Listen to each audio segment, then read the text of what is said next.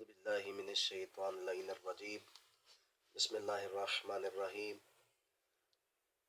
5 رجب المرجب کو بہت بڑی خوشی کا دن ہے اور تمام عالم اسلام کو، تمام مومنین کو 10ویں امام علی نقی علیہ السلام کی ولادت باسعادت کی مبارکباد پیش کرتے ہیں۔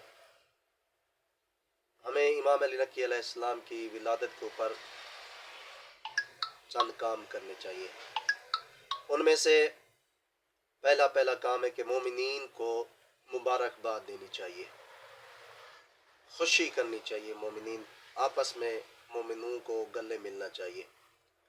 دوسرا کہ امام کی ولادت کا دن ہے، صدقہ اپنے اہل و عیال کا نکالنا چاہیے۔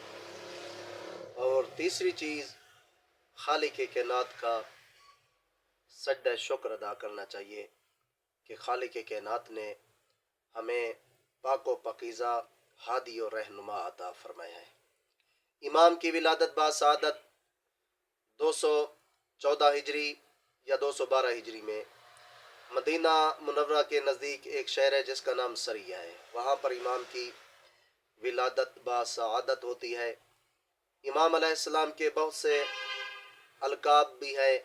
امام علیہ السلام کی والدہ ماجدہ کا نام سمانہ مغربیہ ہے۔ اس کے علاوہ امام علیہ السلام کے بہت سے معجزات بھی ہیں۔ ان میں سے ایک چھوٹا سا واقعہ ابو ہاشم روایت کرتے ہیں کہ ایک دن امام علیہ السلام کے ساتھ میں بیٹھا تھا کہ امام علیہ السلام نے ہندی زبان میں مجھ سے گفتگو کی۔ میں نے عرض کی مولا میں تو ہندی زبان کو نہیں سمجھتا، تو امام علیہ السلام نے ایک کنکر اٹھایا، اس کو اپنا لعاب دہن لگایا۔ امام نے فرمایا اے ابو ہاشم اس کو اپنی زبان میں رکھ۔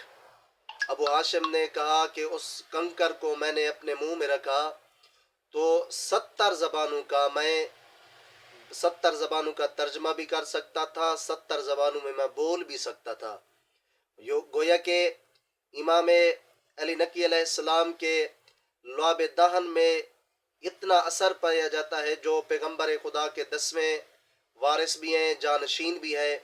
تو آپ خود فیصلہ کریں، جس کو رسول خدا صلی اللہ علیہ وسلم نے خود اپنی زبان چسیو تو خالق کائنات نے اس کی کتنا عظمت بنائی ہوگی۔